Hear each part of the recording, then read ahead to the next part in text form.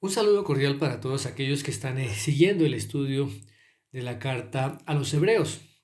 Hoy vamos a estar estudiando el capítulo 7, del versículo 20 al versículo 28. Dice así la palabra del Señor. Y esto no fue hecho sin juramento, porque los otros ciertamente sin juramento fueron hechos sacerdotes, pero este con el juramento del que le dijo, juró el Señor y no se arrepentirá. Tú eres sacerdote para siempre, según el orden de Melquisedec. Por tanto, Jesús es hecho fiador de un mejor pacto. Y los otros sacerdotes llegaron a ser muchos, debido a que por la muerte no podían continuar. Mas este, por cuanto permanece para siempre, tiene un sacerdocio inmutable, por lo cual puede también salvar perpetuamente a los que por él se acercan a Dios, viviendo siempre para interceder por ellos. Porque tal sumo sacerdote nos convenía, santo, inocente, sin mancha, apartado de los pecadores, y hecho más sublime que los cielos, que no tiene necesidad cada día, como aquellos sumos sacerdotes, de ofrecer primero sacrificios por sus propios pecados, y luego por los del pueblo, porque esto lo hizo una vez para siempre, ofreciéndose a sí mismo. Porque la ley constituye sumos sacerdotes a débiles hombres, pero la palabra del juramento, posterior a la ley, al Hijo, hecho perfecto para siempre. En este texto, el Espíritu Santo, a través de el escritor de esta carta, presenta a Jesús como un sacerdote superior, básicamente de tres maneras. La primera que encontramos en el versículo número 22 es que Jesús es el fiador de un mejor pacto. En el versículo 23 nos dice que es el Salvador eterno o el Salvador perpetuo. Y el versículo 24 que es santo y sin pecado. Así es que vamos a ver esos tres aspectos. Muy bien, comencemos con el número 1. El Señor Jesucristo es el sacerdote superior porque es fiador de un mejor pacto. Miremos lo que dicen los versículos 20 al 22. Y esto no fue hecho sin juramento, porque los otros ciertamente sin juramento fueron hechos sacerdotes. Pero este, con el juramento del que le dijo, juró el Señor y no se arrepentirá. Tú eres sacerdote para siempre, según el orden de Melquisedec. Por tanto, Jesús es hecho fiador de un mejor pacto. Cuando Dios estableció el sacerdocio a través de Aarón y toda su descendencia, Él no le juró que su sacerdote sería para siempre, sino más bien que ese sacerdocio sería un sacerdocio temporal. Pero muchos en el pueblo de Israel creyeron que ese sacerdote permanecería para siempre, aunque eso nunca se menciona en las Escrituras.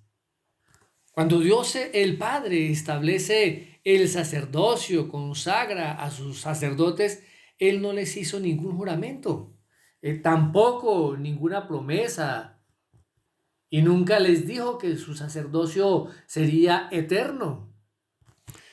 Pero cuán diferente ocurrió con el Señor Jesucristo. Pues Dios juró un sacerdocio eterno, como el salmista, como David lo escribe en el Salmo 110:4. Dice así la palabra del Señor. Juró Jehová y no se arrepentirá. Tú eres sacerdote para siempre, según el orden de Melquisedec. Y aquí también dice algo importante, dice que no se arrepentirá. De tal manera que las decisiones que el Señor toma, en este caso decisiones eternas, son para este nuevo sacerdocio. Ahora, no se trata que cuando Dios jura, que ese juramento sea más confiable o válido que su palabra. No, cuando Dios se jura, se está haciendo énfasis en la permanencia de esa palabra, de esa declaración. Recordemos que los sacerdotes levíticos ellos servían, ministraban en el templo y de forma temporal y repetidamente, continuamente. Eran hombres mortales, ¿m? Y sus hijos debían reemplazarlos. De igual manera también eran hombres pecadores, por eso debían ellos mismos ofrecer sacrificios propios antes de poder presentar sacrificios por el pueblo. Y esos sacrificios solo tenían cierto efecto temporal, por eso es que tenían que repetirse una y otra vez. Así que Dios pues no planeó que ese sacerdocio fuera perfecto, fuera permanente. Por eso no lo estableció con un juramento. Mientras que cuando Dios le hace la promesa y el pacto con Abraham, él hizo un juramento. Hizo una promesa incondicional y una promesa eterna. Y esto lo encontramos allí en el libro de Génesis, en el capítulo 22, versos 16 al 18, donde dice así la palabra del Señor.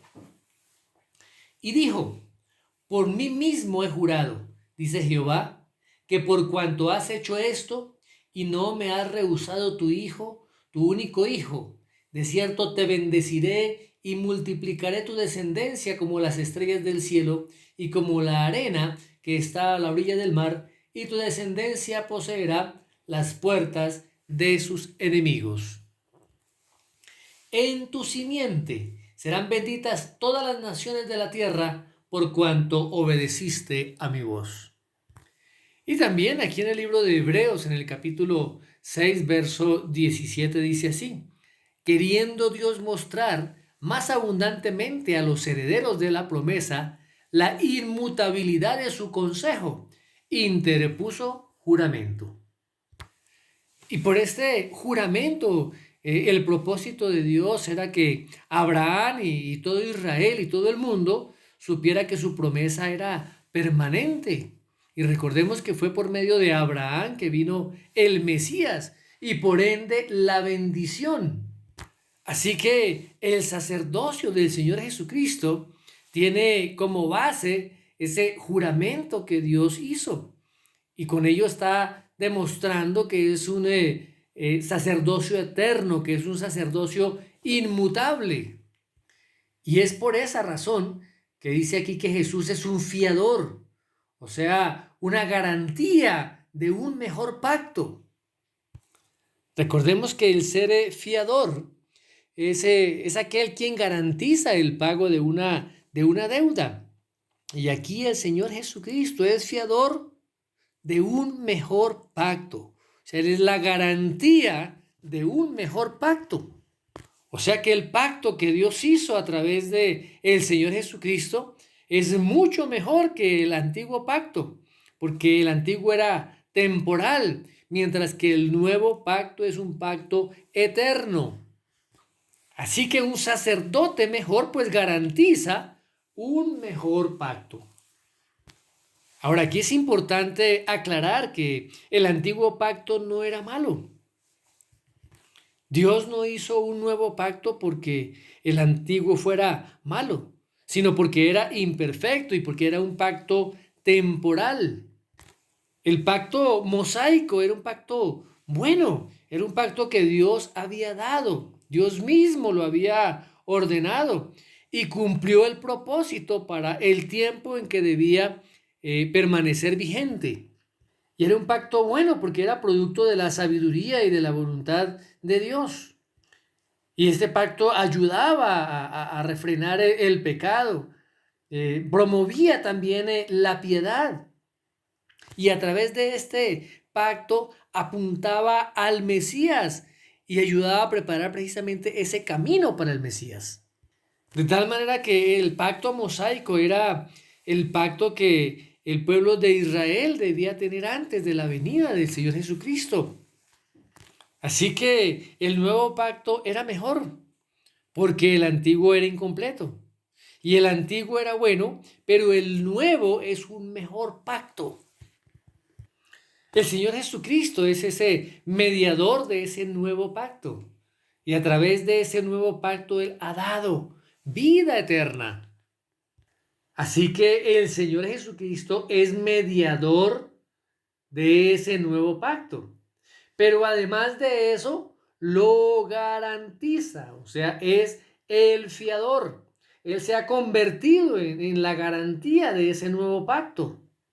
De tal manera que todas las promesas de Dios en ese nuevo pacto, pues las tenemos nosotros garantizadas por medio del Señor Jesucristo. Así que Él garantiza el pago de todas las deudas que nos han dejado, nos dejarán nuestros pecados.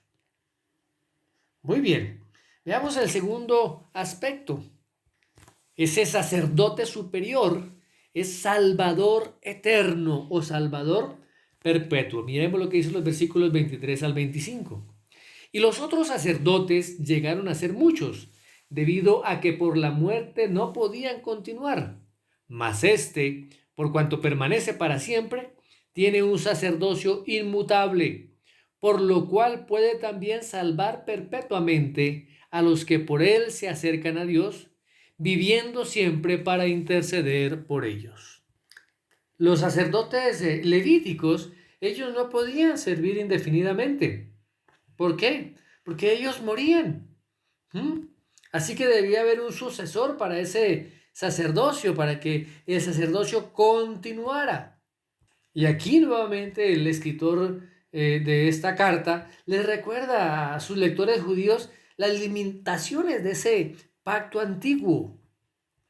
Y les está diciendo que ese sacerdocio levítico nunca le podría traer una verdadera salvación a Israel.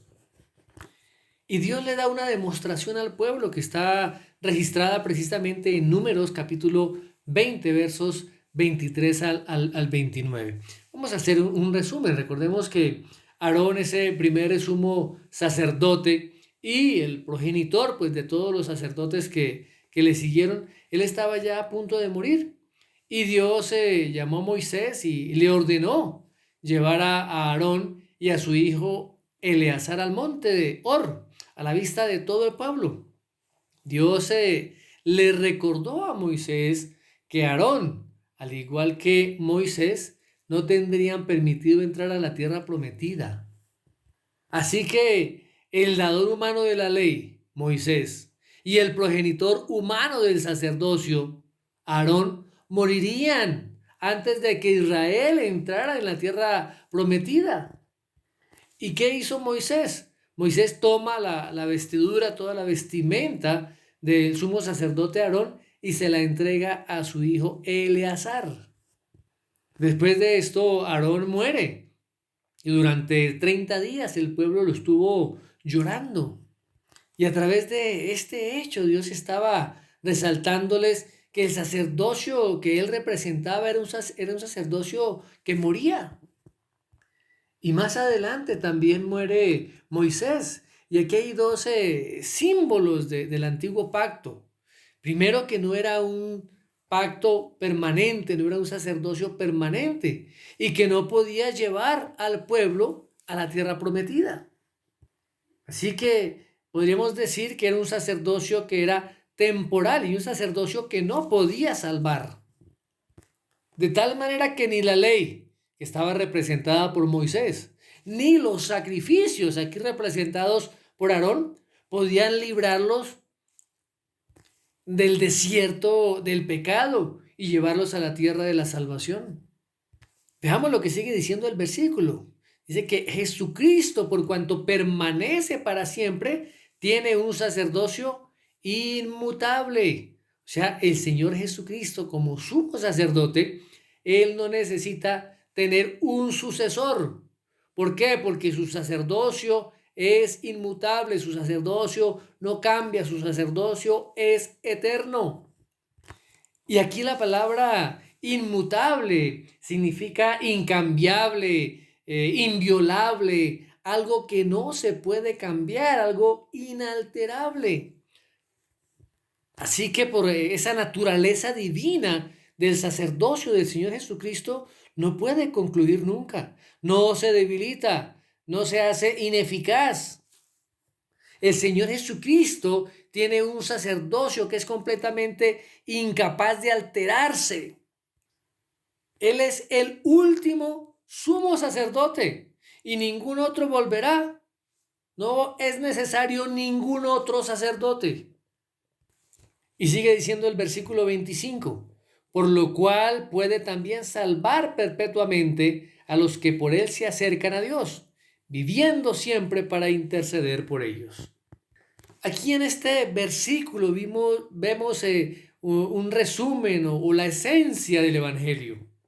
Y aquí precisamente se está hablando de la salvación, que es el tema central de toda la Biblia.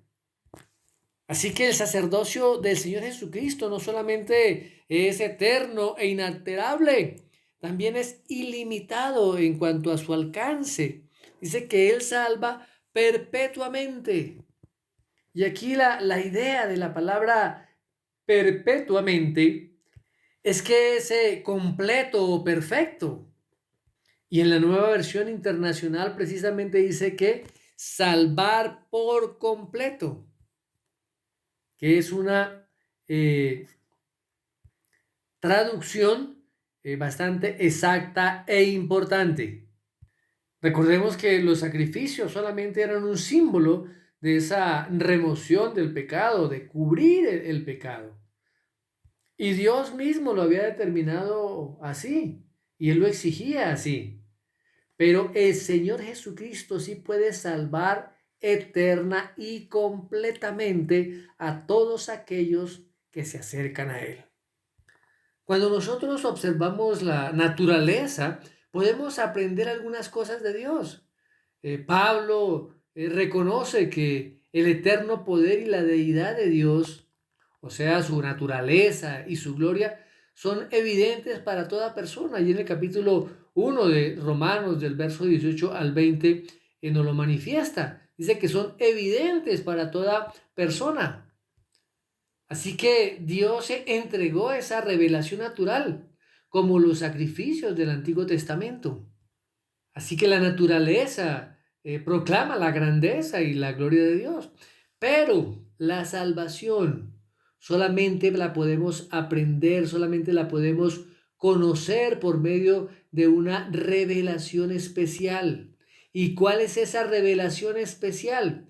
Es la palabra escrita, es la Biblia, la palabra de Dios, el Evangelio. En la naturaleza, pues no podemos ver la necesidad de salvación, ni podemos encontrar el camino que nos conduce a ella, porque para poder conocerla es necesario ver con ojos espirituales, por medio de la revelación de su palabra, por medio del Evangelio. Y en este versículo de Hebreos 7:25 podemos ver el fundamento de la salvación. También podemos ver la naturaleza de esa salvación, el poder que hay, el objeto de la salvación y la seguridad que hay. Este versículo 25 comienza con las palabras por lo cual, o sea, se está refiriendo a lo que él acaba de decir. O sea que el sacerdocio del Señor Jesucristo es inmutable, es un sacerdocio eterno. Y por esta razón puede salvar para siempre, porque Él existe y ministra para siempre. O sea que la base de la salvación es la naturaleza divina, es la naturaleza eterna del Señor Jesucristo. El segundo aspecto es el poder de la salvación y es la capacidad de Cristo, o sea que Él puede. Los otros sacerdotes, los sacerdotes arónicos, pues ellos nunca tuvieron esa capacidad para salvar de ninguna manera, parcial o temporalmente. Todos aquellos sacrificios que ellos realizaban apenas cubrían el pecado temporalmente, pero no lo eliminaban, ni siquiera parcial o temporalmente. No libraban del pecado en ningún grado, pero el Señor Jesucristo sí puede, porque Él es total y perfectamente capaz de hacerlo. Podemos pensar que muchos de los sacerdotes del Antiguo Testamento pudieran estar dispuestos a limpiar al pueblo de sus pecados, pero ellos no podían hacerlo, no importa cuánto quisieran. Sin embargo, nuestro sumo sacerdote perfecto no solo quiere, sino que Él puede. O sea que Él es total y absolutamente capaz.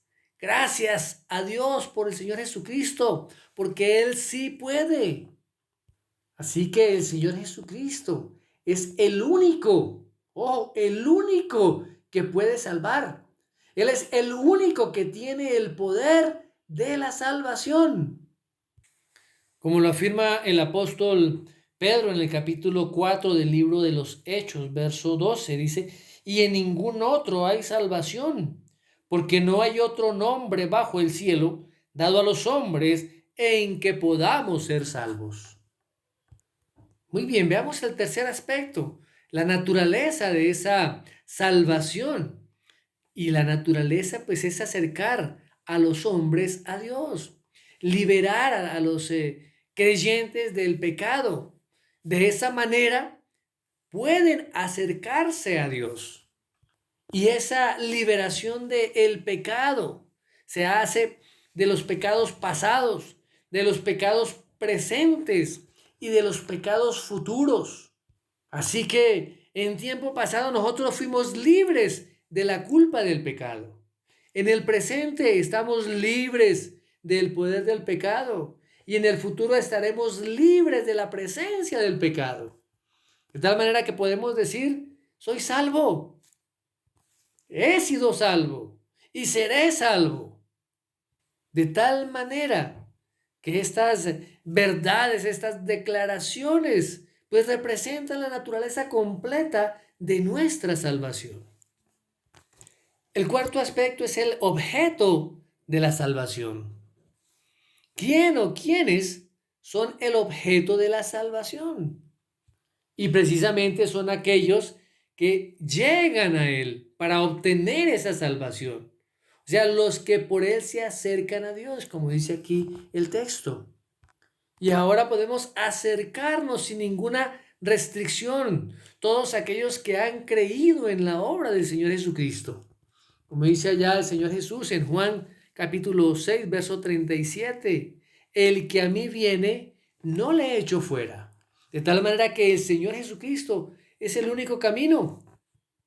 Y ese camino está disponible para todo aquel que ponga su confianza y su fe en Él. Y el Señor Jesús puede salvar a todos aquellos que llegan a Él en fe. Y Él podría salvarlos a todos. Ahora, no todos serán salvos porque no todos creerán. Es la importancia de estar compartiendo, de estar proclamando el Evangelio, de estar proclamando estas verdades de la salvación. Ahora, para que el Evangelio realmente pueda salvar, debe haber una respuesta de aquel que está escuchando el Evangelio, de aquel que ha oído esas palabras, esas buenas nuevas. Y la gran responsabilidad de los padres es estar compartiendo y enseñando el Evangelio a sus propios hijos, hasta que ese Evangelio sea escrito allí en los corazones de ellos, hasta que ellos puedan confiar plenamente en ese Salvador de quien han oído por parte de sus padres. Muy bien, y el quinto aspecto es la seguridad de la salvación. Dice este versículo que el Señor Jesucristo vive siempre para interceder por nosotros. Y la seguridad de la salvación, de nuestra salvación, pues es la intercesión que el Señor Jesucristo está haciendo permanentemente por nosotros. El hombre por sí mismo no puede mantenerse salvo. De la misma manera como no hemos podido salvarnos por nuestra propia cuenta. Por tanto, el Señor Jesucristo tiene ese poder para salvarnos, para guardarnos perpetuamente. Cada vez que el cristiano peca, el Señor Jesucristo le dice al Padre, ponlo en mi cuenta. Mi sacrificio ya pagó por ese pecado. Y como dice allí en la carta de Judas, capítulo 1, verso 24, dice, por medio de Jesucristo podemos presentarnos sin mancha delante de su gloria con gran alegría. Así que delante de Dios, el Padre, ya no tenemos culpa porque Él nos ve a través de su Hijo. Y cuando seamos glorificados, pues no tendremos ninguna mancha en su presencia. Muy bien, y la tercera forma como el Señor Jesucristo, como sacerdote es superior, es porque Él es santo y sin pecado. Veamos lo que dicen los versículos 26 al 28. Porque tal sumo sacerdote nos convenía, santo, inocente, sin mancha, apartado de los pecadores y hecho más sublime que los cielos, que no tiene necesidad cada día como aquellos sumos sacerdotes de ofrecer primero sacrificios por sus propios pecados y luego por los del pueblo. Porque esto lo hizo una vez para siempre, ofreciéndose a sí mismo. Porque la ley constituye sumos sacerdotes a débiles hombres, pero la palabra del juramento posterior a la ley, al Hijo, hecho perfecto para siempre. Todos los sacerdotes del antiguo pacto, los sacerdotes levíticos, eran hombres pecadores y ellos debían ofrecer sacrificios por sí mismos antes de poder ofrecer sacrificios por el pueblo. Ahora, con este sumo sacerdote perfecto, no ocurre así, porque dice aquí la palabra que Él es santo, inocente, sin mancha, apartado de los pecadores y hecho más sublime que los cielos. Y dice la palabra que a nosotros nos convenía. Si el Señor Jesucristo hubiera sido pecador, Él hubiera tenido que ofrecer sacrificios por sí mismo y habría tenido que repetirlos una y otra vez. Solamente podía ser el sumo sacerdote eterno, el sumo sacerdote perfecto, si era completamente justo y libre de pecado. Y el Señor Jesucristo lo es. Ahora, como creyentes, como cristianos, pues todos somos santos, en el sentido de estar separados en Cristo para ser justificados. Y Dios nos cuenta como justos en Cristo. Pero la justicia de Cristo está en sí mismo. O sea que Él era santo desde el principio. Él ha sido eternamente santo. Cuando nació en este mundo, era santo. Era incapaz de pecar. Él en Juan capítulo 14, 30 dice, viene el príncipe de este mundo y él nada tiene en mí. O sea que no había ningún pecado en el Señor Jesucristo del cual Satanás pudiera agarrarse. También ese texto nos dice que el Señor Jesucristo era inocente. Un sinónimo de inocente aquí es inofensivo. Ahora, el ser santo tiene que ver con Dios, pero el ser inocente o inofensivo con los hombres. ¿Qué significa esto? Pues que el Señor Jesucristo no le hizo daño a nadie. Él vivió su vida terrenal aquí para los demás. Estuvo caminando aquí sobre la tierra, haciendo bien a todos los demás, incluso a aquellos que le hicieron mal a él. Dice también el texto que no tenía mancha, o sea que él estaba libre de cualquier defecto espiritual o de cualquier defecto moral. Durante 33 años el Señor Jesucristo estuvo aquí en la tierra, mezclándose con pecadores, enfrentado a la tentación de Satanás. Pero él jamás, nunca se manchó en lo más mínimo con el pecado. No se ensució. El Señor Jesucristo vivió en este mundo sucio, en este mundo pecador, sin perder su pureza, sin perder su belleza en lo más mínimo. Él anduvo en el mundo, pero no fue contaminado por ninguno de sus pecados, de los pecados del mundo. Estuvo enfrentado a Satanás y salió limpio, salió vencedor. De tal manera que hasta que aparece el Señor Jesucristo, anteriormente nunca había habido un sacerdote que no se hubiera contaminado. Sigue diciendo este texto que el Señor Jesucristo estaba apartado de los pecadores. Ahora, eso significa que era de una clase totalmente diferente. Ahora, él no estaba separado de los pecadores en el sentido de nunca entrar en contacto con ellos, de no mezclarse. Recordemos que sus padres, sus hermanos, los amigos que estaban alrededor de él, sus discípulos y todas aquellas personas con las cuales él se encontraba, pues eran pecadores. Y él comía con ellos, viajaba con ellos, trabajaba con ellos, permanecía con ellos. Pero su naturaleza era totalmente aparte, diferente a la naturaleza del resto de las personas. Y por eso es que el Señor Jesucristo es nuestro Salvador. Dice el texto también que es hecho más sublime que los cielos. Sublime. Sublime, ¿por qué? Por todas las cosas que se acaban de mencionar. ¿Por qué? Porque Él es santo, inocente, sin mancha, apartado de los pecadores. Por eso es sublime. Así que por todas estas características, Él no tiene necesidad de ofrecer sacrificios por sí mismo, como lo tenían que hacer los sacerdotes antiguos, como dice, como aquellos sumos sacerdotes. O sea que sin haber pecado, pues no había necesidad de sacrificios. El Señor Jesucristo ofreció un solo sacrificio y no fue por Él, sino fue por los demás. Y lo hizo una sola vez. Fue un sacrificio perfecto, por un sacerdote perfecto y hecho para toda la eternidad. Y finalmente dice en el versículo 28 que todos esos sacerdotes del antiguo pacto, así fueran los más dedicados y los más espirituales, eran débiles.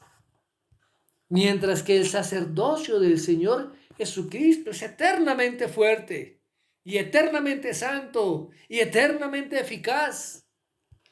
En el Antiguo Testamento, cuando el sumo sacerdote tenía que oficiar e ir a la presencia del Señor, tenía que usar un efod, que era una vestimenta que había sido elaborada, en la cual tenía 2 piedras de ónice y cada una de estas piedras llevaba los nombres inscritos de las 6 tribus de Israel en cada una de las piedras. Y las 2 piedras completaban pues las 12 tribus. También en el pectoral que él estaba llevando atado por cadenas de oro, había 12 piedras preciosas para representar las 12 tribus de Israel. Así que cuando el sumo sacerdote entraba a la presencia de Dios, pues llevaba consigo las 12 tribus. Y esto de manera simbólica era que el sumo sacerdote llevaba a los hijos de Israel en su corazón, en sus afectos y en sus hombros, la fuerza para Dios, ¿cierto? Y esto realmente representaba lo que debía ser el sacerdocio. Primero, un corazón para las personas. Y segundo, la fuerza para acercarlos a Dios. Y muchos de esos sacerdotes tendrían un corazón dispuesto para con el pueblo. Pero ninguno de ellos podía acercarlos a Dios. Ni siquiera él mismo podía acercarse a Dios. Ahora, nuestro gran sumo sacerdote no tiene esa debilidad. El Señor Jesucristo lleva nuestros nombres en su corazón y en sus hombros. Pero no necesita un efod, no necesita un pectoral como símbolos. Porque Él tiene un verdadero afecto y una salvación verdadera. Él nos ama perfectamente y nos puede salvar perfectamente. Él lo puede hacer. Así que hoy tenemos a ese sumo sacerdote perfecto que Él mismo borró nuestros pecados por medio de su sacrificio. Él se presentó como esa ofrenda y Él mismo como sumo sacerdote perfecto, como ese fiador de un mejor pacto, como ese Salvador eterno y como ese sacerdote santo y sin pecado. Así es que hoy es el día, hoy es la oportunidad para que su corazón, su mente y su entendimiento sean cautivados totalmente por ese mensaje de salvación que vino a traer el Señor Jesucristo, las buenas nuevas del Evangelio. Él es el único que puede darnos salvación. Él es el único a través del cual podemos acercarnos a la presencia de Dios. No hay otro camino, no hay otro Salvador. Padre, te damos gracias por tu Hijo, el Señor Jesucristo, ese sacerdote perfecto. Gracias por ese fiador de un mejor pacto, esa garantía de nuestra salvación. Gracias porque Él es ese Salvador eterno. Gracias, amado Dios. Gracias porque a través de Él nos has dado plena y total salvación. Gracias, Dios, por ser ese sacerdote santo, sin pecado, limpio, sin mancha. Gracias porque podemos acercarnos hoy delante de tu presencia a través de ese sumo sacerdote, nuestro Señor y Salvador Jesucristo. Te damos gracias en el nombre precioso de Jesús. Amén.